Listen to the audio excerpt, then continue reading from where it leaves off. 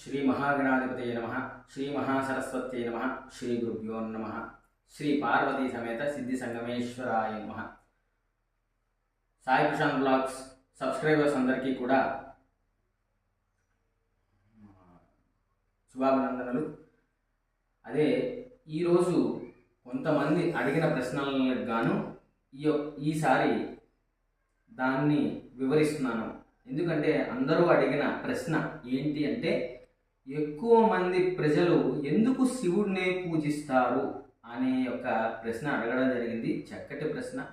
ఎందుకు అంటే శాస్త్రంలో చెప్పబడి ఉందండి, వాగర్ధావివ సంపృక్తౌ వాగర్ధ ప్రతిపత్తయే జగత పితరం వందే పార్వతీ పరమేశ్వరవు అంటున్నది. అంటే ఈ జగత్తు మొత్తానికి తల్లిదండ్రులు ఎవరండి?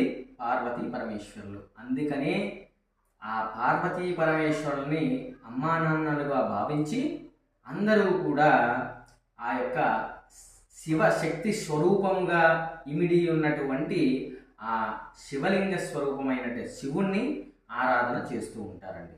అయితే ఈ ఆరాధన ఎందుకు చేయాలండి అంటే, సాక్షాత్తు నాన్నగారండి. మీకేమైనా మీ కుటుంబంలో ఏవైనా ఇబ్బందులు వస్తే వాటిని ముందుగా వెళ్ళి ఎవరికి చెప్తారండి? నాన్నకే చెప్తారు కదండి. ఇంట్లో పప్పు అయిపోయిందో, లేకపోతే ఉప్పు అయిపోయిందో, లేకపోతే ఇంట్లో మీ కొత్త బట్టలు కావాలో పండగ రోజు, లేకపోతే మీ పుట్టినరోజుకు చాక్లెట్లో, లడ్డూలో, స్వీటో ఏదో పంపించడానికి కావాలంటే ఎవరిని అడుగుతారండి?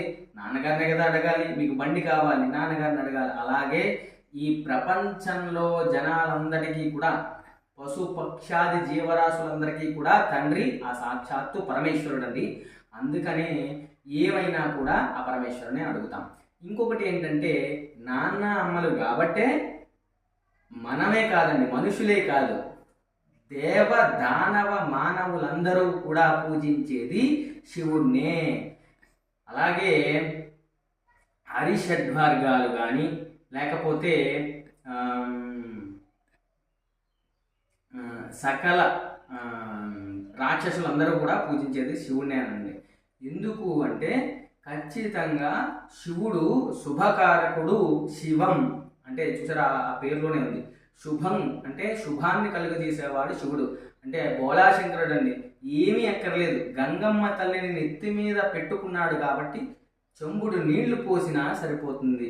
మనస్ఫూర్తిగా ఒక చెంబుడు నీళ్లు పోసుకుంటే ఆ శివుడు కరుణిస్తాడండి, మన కోరికలు తీస్తాడు. అందుకనే ఎక్కువ మంది రాక్షసులు కూడా తపస్సు చేసింది శివుడినేనండి. వాళ్ళ యొక్క కోరికలన్నీ కూడా తీర్చుకున్నారు. శుభం.